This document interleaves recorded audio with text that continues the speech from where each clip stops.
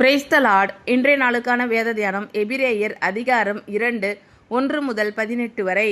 ஆகையால் நாம் கேட்டவைகளை விட்டு விலகாதபடிக்கு அவைகளை மிகுந்த ஜாக்கிரதையாய் கவனிக்க வேண்டும்.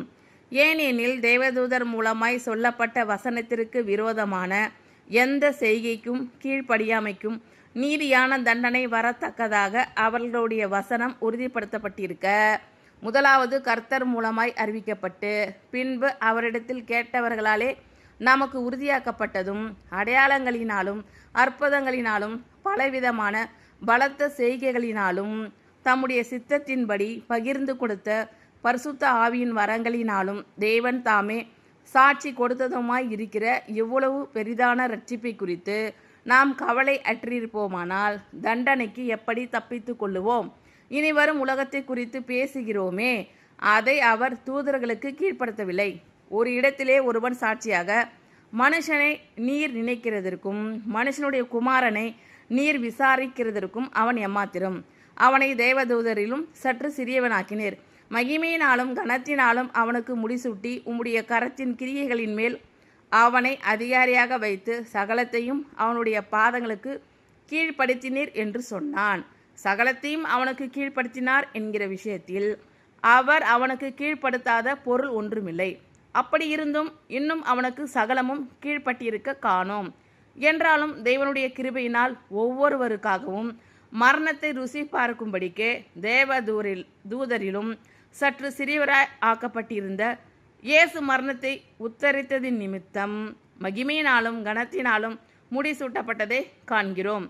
ஏனென்றால் தமக்காகவும் தம்மாலேயும் சகலத்தையும் உண்டாக்கினவர் அநேகம் பிள்ளைகளை மகிமையில் கொண்டு வந்து சேர்க்கையில் அவர்களுடைய இரட்சிப்பின் அதிபதியை உபத்திரவங்களினாலே பூர்ணப்படுத்துகிறது அவருக்கேற்றதாய் இருந்தது.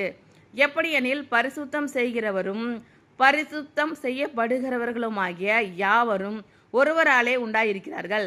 இது நிமித்தம் அவர்களை சகோதரர் என்று சொல்ல அவர் வெட்கப்படாமல், உம்முடைய நாமத்தை என் சகோதரருக்கு அறிவித்து சபை நடுவில் உம்மை துதித்து பாடுவேன் என்றும், நான் அவரிடத்தில் நம்பிக்கையாய் இருப்பேன் என்றும், இதோ நானும் தேவன் எனக்கு கொடுத்த பிள்ளைகளும் என்றும் சொல்லியிருக்கிறார்.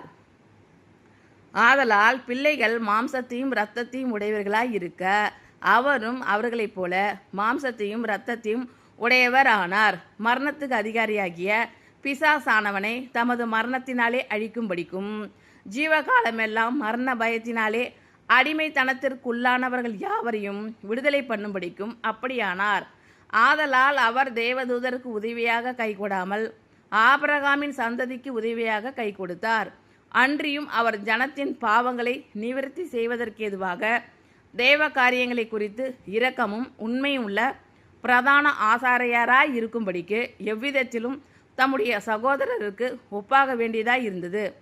ஆதலால் அவர் தாமே சோதிக்கப்பட்டு பாடுபட்டதினாலே அவர் சோதிக்கப்படுகிறவர்களுக்கு உதவி செய்ய வல்லவராய் இருக்கிறார். ஆகையால் நாம் கேட்டவைகளை விட்டு விலகாதபடிக்கு அவைகளை மிகுந்த ஜாக்கிரதையாய் கவனிக்க வேண்டும்.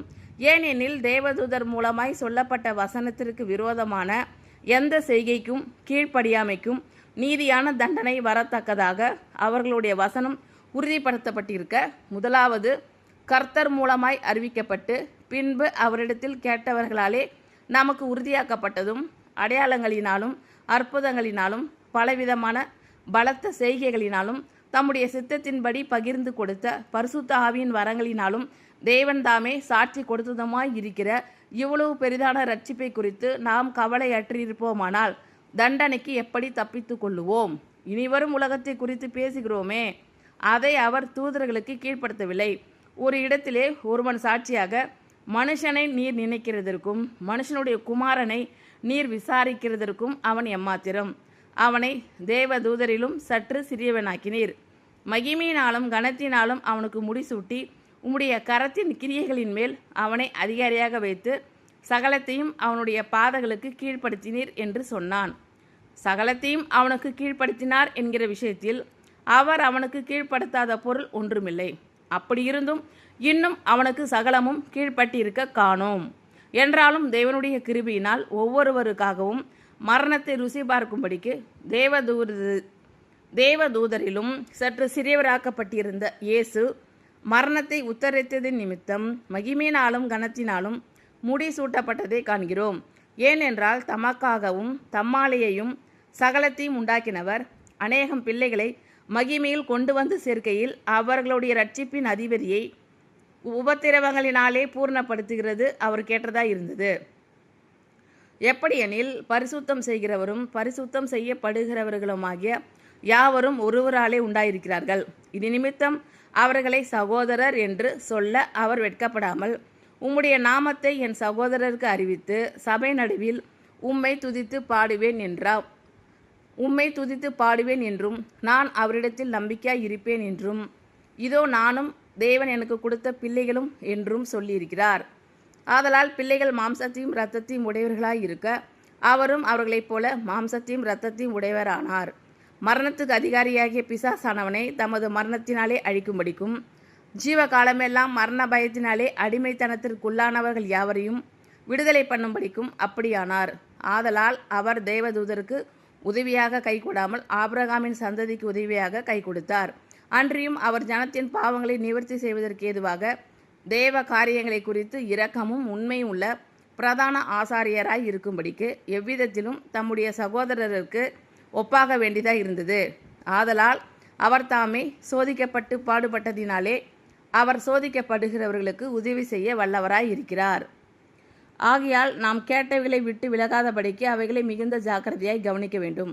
ஏனெனில் தேவதூதர் மூலமாய் சொல்லப்பட்ட வசனத்திற்கு விரோதமான எந்த செய்கைக்கும் கீழ்ப்படியாமைக்கும் நீதியான தண்டனை வரத்தக்கதாக அவர்களுடைய வசனம் உறுதிப்படுத்தப்பட்டிருக்க, முதலாவது கர்த்தர் மூலமாய் அறிவிக்கப்பட்டு பின்பு அவரிடத்தில் கேட்டவர்களாலே நமக்கு உறுதியாக்கப்பட்டதும் அடையாளங்களினாலும் அற்புதங்களினாலும் பலவிதமான பலத்த செய்கைகளினாலும் தம்முடைய சித்தத்தின்படி பகிர்ந்து கொடுத்த பரிசுத்த ஆவியின் வரங்களினாலும் தேவன் தாமே சாட்சி கொடுத்ததுமாய் இருக்கிற இவ்வளவு பெரிதான இரட்சிப்பை குறித்து நாம் கவலை அற்றிருப்போமானால் தண்டனைக்கு எப்படி தப்பித்து கொள்ளுவோம்? இனிவரும் உலகத்தை குறித்து பேசுகிறோமே, அதை அவர் தூதர்களுக்கு கீழ்ப்படுத்தவில்லை. ஒரு இடத்திலே ஒருவன் சாட்சியாக, மனுஷனை நீர் நினைக்கிறதற்கும் மனுஷனுடைய குமாரனை நீர் விசாரிக்கிறதற்கும் அவன் எம்மாத்திரம்? அவனை தேவதூதரிலும் சற்று சிறியவன் ஆக்கினீர். மகிமையினாலும் கனத்தினாலும் அவனுக்கு முடிசூட்டி உம்முடைய கரத்தின் கிரியைகளின் மேல் அவனை அதிகாரியாக வைத்து சகலத்தையும் அவனுடைய பாதங்களுக்கு கீழ்ப்படுத்தினீர் என்று சொன்னான். சகலத்தையும் அவனுக்கு கீழ்ப்படுத்தினார் என்கிற விஷயத்தில் அவர் அவனுக்கு கீழ்ப்படுத்தாத பொருள் ஒன்றுமில்லை. அப்படி இருந்தும் இன்னும் அவனுக்கு சகலமும் கீழ்ப்பட்டிருக்க காணோம். என்றாலும் தேவனுடைய கிருபையினால் ஒவ்வொருவருக்காகவும் மரணத்தை ருசி பார்க்கும்படிக்கு தேவ தூதரிலும் சற்று சிறியவர் ஆக்கப்பட்டிருந்த இயேசு மரணத்தை உத்தரித்ததின் நிமித்தம் மகிமையினாலும் கனத்தினாலும் முடி சூட்டப்பட்டதை காண்கிறோம். ஏனென்றால் தமக்காகவும் தம்மாலேயும் சகலத்தையும் உண்டாக்கினவர் அநேகம் பிள்ளைகளை மகிமையில் கொண்டு வந்து சேர்க்கையில் அவர்களுடைய இரட்சிப்பின் அதிபதியை உபத்திரவங்களினாலே பூர்ணப்படுத்துகிறது அவருக்கு ஏற்றதாய் இருந்தது. எப்படியெனில் பரிசுத்தம் செய்கிறவரும் பரிசுத்தம் செய்யப்படுகிறவர்களுமாகிய யாவரும் ஒருவராலே உண்டாயிருக்கிறார்கள். இது நிமித்தம் அவர்களை சகோதரர் என்று சொல்ல அவர் வெட்கப்படாமல், உம்முடைய நாமத்தை என் சகோதரருக்கு அறிவித்து சபை நடுவில் உம்மை துதித்து பாடுவேன் என்றும் நான் அவரிடத்தில் நம்பிக்கையாய் இருப்பேன் என்றும் இதோ நானும் தேவன் எனக்கு கொடுத்த பிள்ளைகளும் என்றும் சொல்லியிருக்கிறார். ஆதலால் பிள்ளைகள் மாம்சத்தையும் இரத்தத்தையும் உடையவர்களாய் இருக்க அவரும் அவர்களைப் போல மாம்சத்தையும் இரத்தத்தையும் உடையவர் ஆனார். மரணத்துக்கு அதிகாரியாகிய பிசாசானவனை தமது மரணத்தினாலே அழிக்கும்படிக்கும் ஜீவகாலமெல்லாம் மரண பயத்தினாலே அடிமைத்தனத்திற்கு உள்ளானவர்கள் யாவரையும் விடுதலை பண்ணும்படிக்கும் அப்படியானார். ஆதலால் அவர் தேவதூதருக்கு உதவியாக கை கொடாமல் ஆபிரகாமின் சந்ததிக்கு உதவியாக கை கொடுத்தார். அன்றியும் அவர் ஜனத்தின் பாவங்களை நிவர்த்தி செய்வதற்கு ஏதுவாக தேவ காரியங்களை குறித்து இரக்கமும் உண்மையும் உள்ள பிரதான ஆசாரியராய் இருக்கும்படிக்கு எவ்விதத்திலும் தம்முடைய சகோதரருக்கு ஒப்பாக வேண்டியதாக இருந்தது.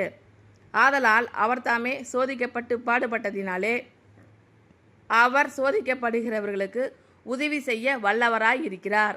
ஆமென். Thank you Lord. கர்த்தர் உங்கள் அனைவரையும் ஆசீர்வதிப்பாராக.